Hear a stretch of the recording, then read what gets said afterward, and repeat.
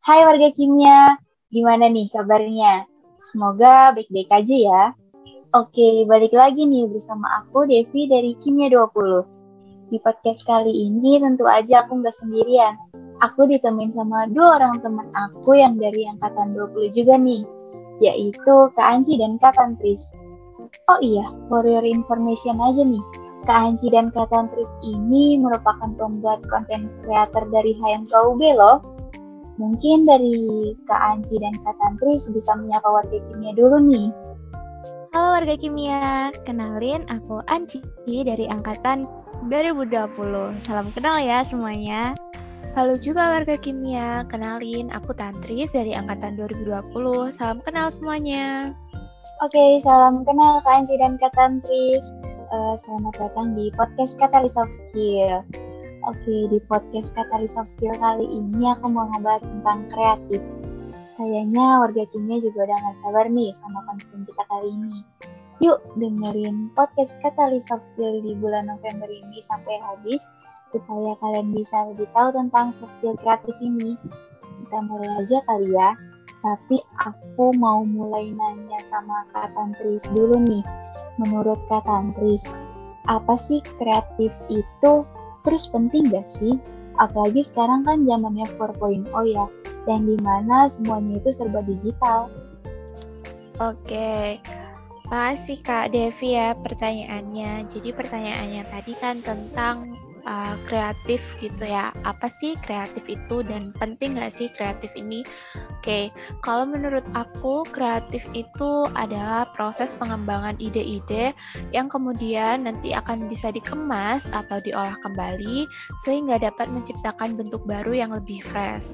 Nah, nyambung sama pertanyaannya tadi, itu kan soft skill kreatif sendiri di era 4.0 yang serba digital ini itu penting nggak sih? Jawabannya menurutku sangat penting. Kenapa?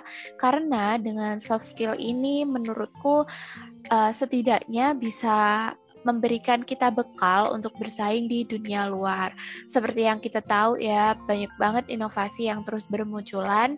Jadi mau nggak mau kita juga perlu sekali untuk mempunyai soft skill ini untuk bisa beradaptasi di kemudian hari. Nah, mungkin itu Kak Devi dari aku. Oke, makasih ya Kak atas jawabannya. Berarti bisa aku simpulin nih. Secara garis besarnya, menurut Kak Tantris itu kreatif adalah pengembangan ide-ide yang dapat menciptakan bentuk baru ya Kak. Lalu aku juga setuju sih kalau soft skill kreatif itu penting banget di zaman 4.0 ini. Kan semuanya itu sekarang serba inovasi ya. Contohnya aja artis-artis yang tadinya di TV sekarang jadi ke YouTube dan beralih ke vlog dan masih banyak lagi ya Kak. Kalau tadi aku nanya ke Kak Tantris, sekarang aku mau nanya ke Kak Ansi nih, selaku konten kreator dari HMKUB juga nih. Cara Kak Ansi dapat inspirasi itu gimana sih? Lalu kira-kira ada role model nggak nih buat konten gitu? Kalau ada boleh dong disebutin. Oke Kak Devi, makasih buat pertanyaannya. Aku mau izin jawab ya. Jadi tadi pertanyaannya gimana sih cara dapat inspirasi versi aku ya. Sebenarnya kalau ditanyain masalah inspirasi nih, aku agak bingung juga ya mau jawabnya gimana. Soalnya tuh kadang ide-ide gitu datangnya secara tiba-tiba aja sih. Kadang lagi nugas terus kepikiran, bikin konten ini bagus deh kayaknya, jadi gitu kadang. Nah mungkin kalau ide kita juga bisa lihat dari apa ya, yang trending akhir-akhir ini gitu. Kita juga sering bikin konten dari Hari Peringatan Nasional juga. Nah itu nanti caranya kita cari apakah ada sesuatu mengenai kimia yang berhubungan dengan hal tersebut. Misalnya kemarin ketika Hari Diabetes, nah itu kita bisa buat konten tuh dari situ. Ternyata ada senyawa flavonoid dan juga kemarin gula aspartam yang berkaitan dengan penyakit tersebut gitu. Jadi bisa dibuat konten. Atau enggak mungkin buat dapet ide itu kita juga bisa banyak-banyak baca berita. Soalnya siapa tahu dari berita itu ada yang bisa dijadikan konten gitu. Nah, sebenarnya untuk konten nih inspirasinya bisa dapat dari mana aja ya, dan apapun tuh bisa dibuat konten sih sebenarnya, nggak harus melulu tentang kimia gitu. Yang penting konten-kontennya ini bisa bermanfaat, bisa mengedukasi, dan juga bisa menghibur pembacanya gitu. Lalu untuk role model sendiri aku nggak ada sih sebenarnya, lebih ke random aja gitu. Itu Kak Devi. Oh, jadi Kak Ansi ini nggak ada role model ya, kayak lebih ke random aja. Terus sama kalau misalkan dapet inspirasi itu kayak ikutin perkembangan zamannya aja. Terus sama banyak baca berita juga ya Kak. Aku mau nanya lagi nih, pernah nggak sih dari Kak Ansi ataupun Kak Tantris itu kayak nggak ada ide yang mau dikeluarin gitu? Nah, cara kalian dapetin idenya itu gimana? Maksudnya kayak mengatasi supaya muncul ide lagi itu. Oke, kalau nggak ada ide tuh sebenarnya sering ya, pastinya pernah gitu, bisa dibilang sering lah. Dari aku maupun Kak Tantris tuh sering banget, kadang tuh kayak pusing mikirin mau konten apa ya bulan ini enaknya, kayak gitu. Ya nggak sih Kak Tantris? Wah, iya Kak Anji, bener banget tuh. Jangan ditanya lagi, pasti pernah banget ngalamin yang namanya kehabisan ide. Nah, kadang dari kita sendiri itu sedikit oleng gitu ya, karena udah buntu banget sama inspirasi, nggak tahu mau ngapain. Dan untuk cara ngatasinya sendiri, biasanya aku sama Kak Anci nih tanya-tanya gitu ke teman-teman Kominfo lainnya. Mungkin ada yang tahu tentang berita yang lagi in hari ini atau fenomena-fenomena yang sedang terjadi. Nah, biasanya juga kita tuh kayak lihat trending yang ada di Twitter atau yang ada di YouTube atau di internet gitu. Nah, iya benar banget tuh kata Kak Tantris tadi. Intinya sih buat ngatasin masalah ini ya, kayak kekurangan konten gitu, ya kita harus sekreatif mungkin lah buat cari solusi idenya gitu Kak Devi. Nah, bener banget tuh Kak, di saat kayak gitu tuh menurut aku ya, soft skill kreatif ini penting banget. Dan jangan sungkan juga untuk nanya-nanya sama orang lain.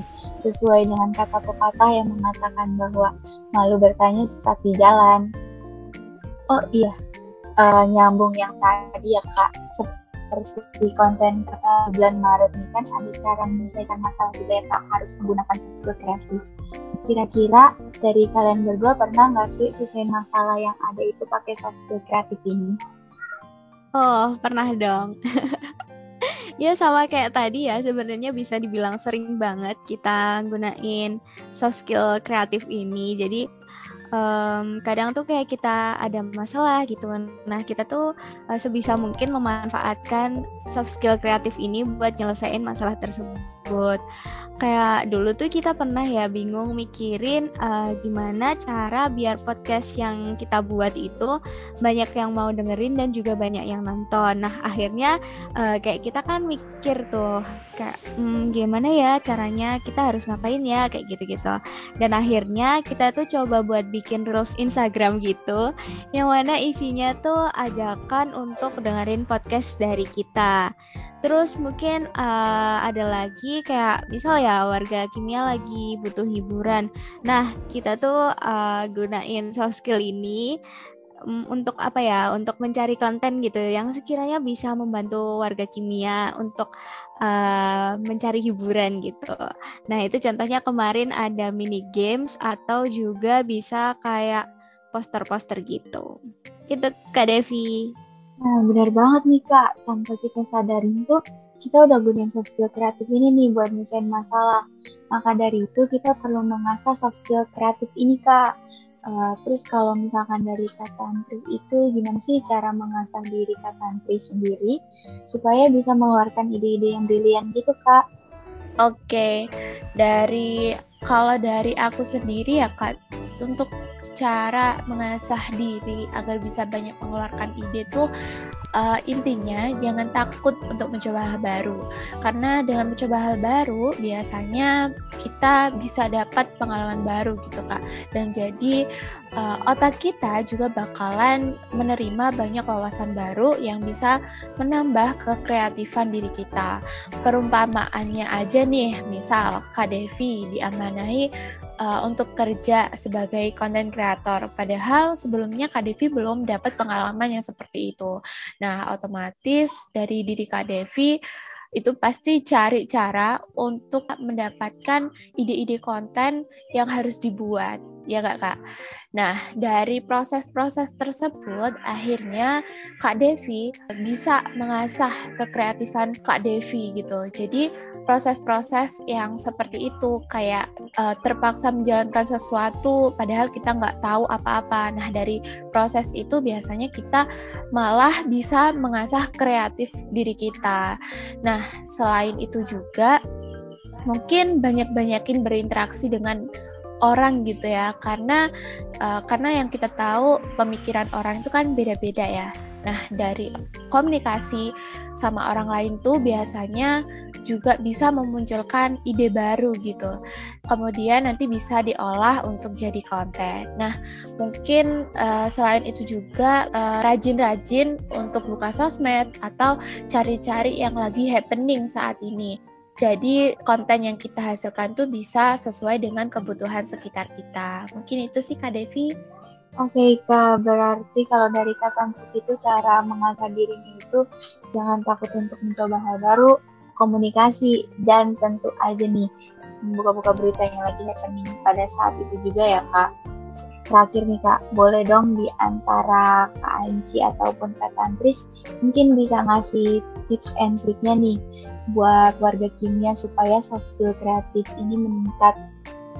Oke, mungkin aku mau kasih tips and trik buat warga kimia ya ini. Jadi mungkin tips dan trik dari aku itu jangan takut untuk mencoba hal baru, terus teman-teman juga cari pengalaman dan wawasan sebanyak-banyaknya, sering-sering berkomunikasi dengan banyak orang, terus teman-teman juga bisa sering-sering berdiskusi karena dengan berdiskusi itu bisa mengasah soft skill kreatif teman-teman juga. Nah, selain itu kalau dari sisi content creator sendiri ya, itu ada jurus jitunya nih. Jadi jurus jitu dari content creator itu jangan lupa untuk nerapin ATM, yaitu amati, tiru, dan modifikasi. Mungkin itu tadi dari aku. Cukup Kak Devi. Oke, waduh nih Kak, ada jurus jitunya ya Kak, yaitu ATM, amati, tiru, dan modifikasi. Oh iya, sebelumnya aku juga setuju sih sama apa yang dibilang sama Kak Anci. Dan sebelumnya juga Kak Tanti sudah bilang mungkin ya Kak, intinya itu jangan takut mencoba, komunikasi, dan diskusi. Oke, kayaknya udah cukup nih Kak untuk Katalis Soft Skill di bulan November ini. Sebelumnya aku mau ngucapin terima kasih untuk Kak Tantis dan Kak Anci yang sudah mau ngebagiin ilmu dan pengalamannya tentang soft skill kreatif ini. Sekian dari Katalis Soft Skill di bulan November ini dengan judul kreatif. Sampai jumpa di Katalis Soft Skill. Stay safe and stay healthy. Katalis Soft Skill. Let's upgrade yours.